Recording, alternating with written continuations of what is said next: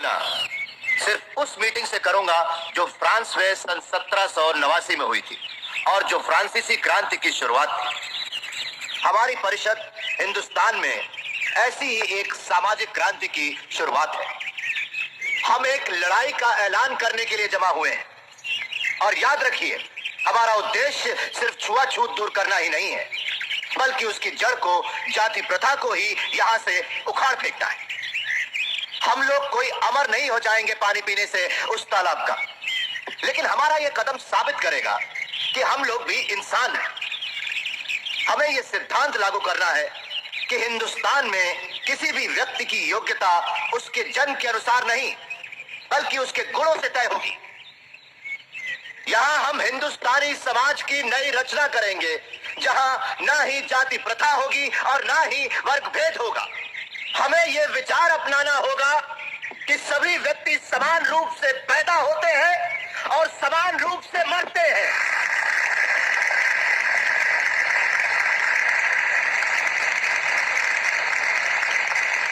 चलो नष्ट करें असमानता से भरे हुए पौराणिक हिंदू धर्म ग्रंथों की सत्ता को। भाइयों और बहनों, धर्म और गुलामी एक साथ नहीं चल सकते।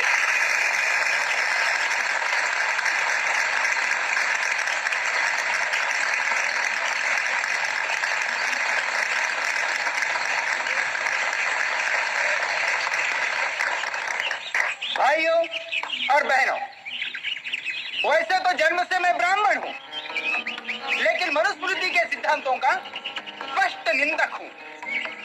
वो प्रतीक धर्म का नहीं, बल्कि भेदभाव, क्रूरता और अन्याय का प्रतीक है।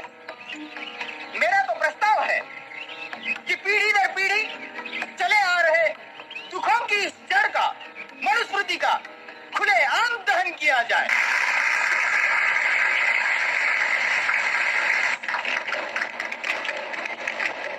शुद्रतु कार्ये दास्यम्।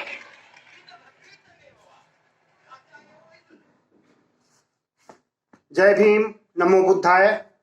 अभी आप देख रहे थे 25-26 दिसंबर 1927 का वह दृश्य जब बाबा साहब डॉक्टर भीमराव अंबेडकर ने मनुस्मृति को जलाया था। मनुस्मृति दहन के साथ साथ उन्होंने श्रीमद् भागवत गीता की भी आलोचना की थी। श्रीमद् भागवत गीता और मनुस्मृति दहन करने से ब्राह्मण समुदाय उनका घोर विरोधी बन गया था और उनके जान का दुश्मन बन गया था। बाबा साहब डॉक्टर भीमराव अंबेडकर ने न सिर्फ विद्वत्ता हासिल की, बल्कि ब्राह्मणवाद और सवर्णवाद से टकराने और जीतने का भी प्रयास किया था और उस प्रयास में बहुत हद तक सफल भी हुए। बाबा साहब भीमराव अंबेडकर का आज महापरिनिर्वाण दिवस है, 6 दिसंबर है। 6 दिसंबर 1956 को बाबा जी इस दुनिया में नहीं रहे। उनके जीवन से संबंधित बहुत सारी बातें आप जानते होंगे, लेकिन कुछ ऐसी बातें हैं जिन्हें आप शायद न जानते हों। बाबा साहब डॉक्टर भीमराव अंबेडकर कुल 4 भाई बहन थे और 5वें बाबा साहब खुद थे। अपने माता पिता की 14वीं संतान थे और आखिरी संतान थे। उनके भाइयों का नाम था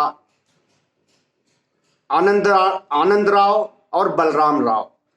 उनकी बहन का नाम था मंजुला राव और तुलसीबाई। बाबा साहब भीमराव अंबेडकर की मानसिकता ऐसी थी जो गांधी जी की मानसिकता की बिल्कुल उलट थी। गांधी जी सवर्णवाद और वर्ण व्यवस्था के समर्थक थे, वहीं बाबा साहब डॉक्टर भीमराव अंबेडकर इसके खिलाफ थे और गांधी जी के भी खिलाफ थे। राजनीतिक मसलों पर कुछ हद तक गांधी जी के विचारों में और बाबा साहब के विचारों में समानता थी, बाकी किसी भी सिद्धांत पर दोनों के विचारधाराएं मेल नहीं खाती थी। इसलिए गांधी जी और बाबा साहेब डॉक्टर भीमराव अंबेडकर के बीच अक्सर टकराव की स्थिति उत्पन्न हो जाती थी। बाबा साहब डॉक्टर भीमराव अंबेडकर के पास कुल 32 डिग्रियां थी, जिसमें PhD, master degree, bachelor degree और डिप्लोमा थे। और वे डिग्रियां न सिर्फ भारत में हासिल की गई बल्कि विश्व के अनेक देशों में हासिल की गई थी। बाबा साहब डॉक्टर भीमराव अंबेडकर बागवानी, कुत्ते पालने के बहुत शौकीन थे। बागवानी उनकी ऐसी होती थी कि दिल्ली में वैसी किसी की नहीं होती थी उस समय जब वो दिल्ली प्रवास पर थे। एक बार एक बड़े मीडिया समूह ने उनकी बागवानी की फोटोग्राफ प्रकाशित की थी और उन्हें बागवानी करते हुए दिखाया था, तो लोग अचंभे से देखते रहे और आश्चर्यजनक रूप से कहने लगे कि बाबा साहब के पास इतना वक्त कहाँ से आ जाता है कि वे एक अच्छी बागवानी भी कर लेते थे। लेकिन नहीं, न सिर्फ बागवानी करते थे बल्कि कुत्ते पालने का भी उन्हें बहुत शौक था। उनके घर में हमेशा 1-2 कुत्ते होते थे और एक बार तो एक कुत्ता जो 10 साल का होकर के, कुत्तों की अमूमन जिंदगी 10 साल होती है, 10 साल के बाद जब उसकी मौत हो जाती है तो बाबा साहब भीमराव अंबेडकर फूट फूट करके रोए थे और उस कुत्ते के वियोग में व्यथित थे। 1938 में बाबा साहब डॉक्टर भीमराव अंबेडकर के पास कुल 8000 किताबें थी उनके पुस्तकालय में, उनके निजी पुस्तकालय में, उनके घर के पुस्तकालय में। और 1956 तक, मृत्यु के समय तक, लगभग 35,000 किताबों का एक बहुत बड़ा संग्रह हो गया था उनके लाइब्रेरी में। बाबा साहब डॉक्टर भीमराव अंबेडकर कभी किसी को मांगने पर किताबें नहीं देते थे। उनका कहना था कि अगर कोई किताबें मांग करके तो ले जाता है, लेकिन पढ़ने के बाद वापस नहीं करता है। अगर किसी को पढ़ना है तो हमारी लाइब्रेरी में आकर के बैठ करके पढ़े और उसे किताबें ले जाने की छूट नहीं दी जाएगी। शंकरानंद शास्त्री अपने अंबेडकर पर लिखे अपने किताब में लिखते हैं कि बाबा साहब भीमराव अंबेडकर 20 दिसंबर 1944 को किताबों की शौक पूरी करने के लिए जामा मस्जिद जा रहे थे दोपहर में। उस समय मैं उनके घर पहुंच गया। उन्होंने खाना नहीं खाया, उन्होंने लंच नहीं किया और हमें भी नहीं लंच कराया और दोनों लोग जामा मस्जिद की ओर कूच कर गए। जामा मस्जिद पे जब ये खबर पहुंची तो वहां पर अपार भीड़ उमड़ पड़ी और उस भीड़ के बीच भी बाबा साहब ने विभिन्न विषयों पर 2 दर्जन से अधिक पुस्तकें खरीदा। वायलिन बजाने का बाबा साहब का शौक था। अक्सर वे कमरे को बंद करके वायलिन बजाते थे ताकि वायलिन के साथ या वायलिन के धुन में उन्हें कोई देख न सके।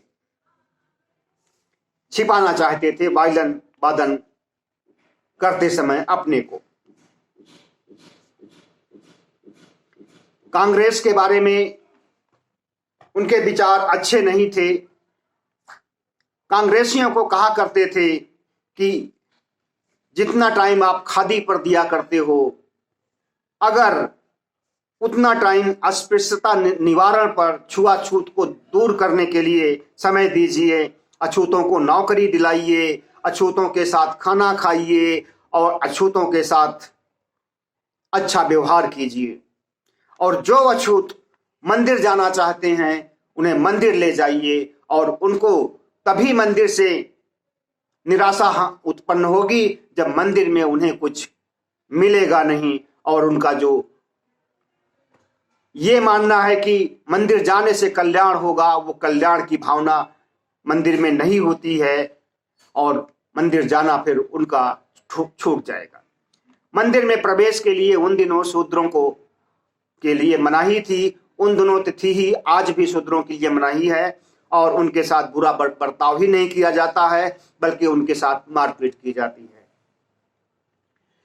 सोशल मीडिया पर अक्सर देखने में आता है कि जिनके साथ मारपीट की जाती है मंदिर जाने पर, उनको अंबेडकरवादी भी कहते हैं कि अच्छा हुआ इनकी पिटाई की गई, क्योंकि मंदिर गए ही क्यों, मंदिर में रखा ही क्या है। एक बार गांधी जी के बारे में बीबीसी को इंटरव्यू देते हुए बाबा साहब भीमराव अंबेडकर ने कहा था कि गांधी जी इतिहास का हिस्सा तो हो सकते हैं, इतिहास में जरूर उन्हें याद किया जाएगा, लेकिन युग निर्माता के रूप में, महापुरुष के रूप में नहीं, बल्कि एक वर्ण व्यवस्था के समर्थक, कट्टर हिंदू होने के नाते। धनंजय कीर लिखते हैं कि बाबा साहब भीमराव अंबेडकर पूरी रात पढ़ाई करते थे, सुबह 2 घंटे 5 से 7 बजे तक सोते थे, उठते थे, उसके बाद योगा करते थे, नहाते थे, नाश्ता करते थे और फिर कोर्ट चले जाते थे। कोर्ट जाते समय रास्ते में किताबें पढ़ते रहते थे। बाबा साहब भीमराव अंबेडकर पकवान बनाने के, खाना बनाने के, कुकिंग करने के बहुत शौकीन थे और वे मूली का साग, सरसों का साग, मछली और रोटी चावल खाना पसंद करते थे और इसे वे खुद बनाते थे। कभी कभी उनके नौकर सुदामा भी खाना बनाने में उनका सहयोग करते थे। बाबा साहब डॉक्टर भीमराव अंबेडकर नशा, धूम्रपान के विरोधी थे। उन्होंने कभी जिंदगी में कोई नशा नहीं किया। एक बार किसी के कहने पर, उनको जुकाम हुई थी, किसी के कहने पर उन्होंने पान खा लिया और पान खाने के तुरंत बाद ही उसे थूक दिया। जब पूछा गया कि आप क्यों थूक दिए, तो उन्होंने कहा बहुत कड़वा था। बाजरे की 2 रोटी, चावल, दही, सरसों का साग और मछली के 3 पीस, यही वे अक्सर लंच में लिया करते थे और यही अक्सर वे नाश्ते में लिया करते थे। 1950 को 31 मार्च 1950 को घनश्याम दास बिरला के बड़े भाई बाबा साहब भीमराव अंबेडकर के दिल्ली स्थित निवास पर आए और उन्होंने कहा कि आपने पेरियार के साथ भगवत गीता की आलोचना की है, ऐसा आपको नहीं करना चाहिए था। इसके लिए आप खेद प्रकट कीजिए और छुआछूत के निवारण के लिए हम आपको 10 लाख रुपए दे रहे हैं। बाबा साहब भीमराव अंबेडकर ने कहा, आप हमें खरीदने के लिए आए हैं, हम नहीं बिक सकते हैं, हमारे सिद्धांत नहीं बिक सकते हैं। और जहां तक बात रही भगवत गीता की, तो ये समाज को विखंडित करने का काम करता है, समाज में छुआछूत, अस्पृश्यता फैलाने का काम करता है, इसलिए मैंने इसकी आलोचना की है। न सिर्फ आलोचना की है, बल्कि इसे भी हम, भगवत गीता को भी एक दिन ठीक वैसे ही जलाएंगे जिस तरह से 25 और 26 दिसंबर को मनुस्मृति को जलाया गया था। घनश्याम दास बिरला के बड़े भाई युगल किशोर बिरला बहुत कुपित हुए और उठ करके वहां से चले गए। बाबा साहब भीमराव अंबेडकर के जीवन की इस तरह की से बहुत छोटी छोटी बातें हैं जिसे लोग नहीं जानते हैं, लेकिन जानना चाहिए। इससे बहुत प्रेरणा मिलती है, बहुत सीख मिलती है और जिंदगी में कुछ करने के लिए मन स्थिति बनती है। बाबा साहब भीमराव अंबेडकर ने जो कुछ समाज में किया और जो कुछ बाकी रह गया है, उसे आज के अम्बेडकरवादियों को पूरा करना है और उनकी विरासत को तो संभाल करके रखना ही है। बहुत बहुत धन्यवाद। हमारे चैनल को सब्सक्राइब कीजिएगा, लाइक कीजिएगा, शेयर कीजिएगा।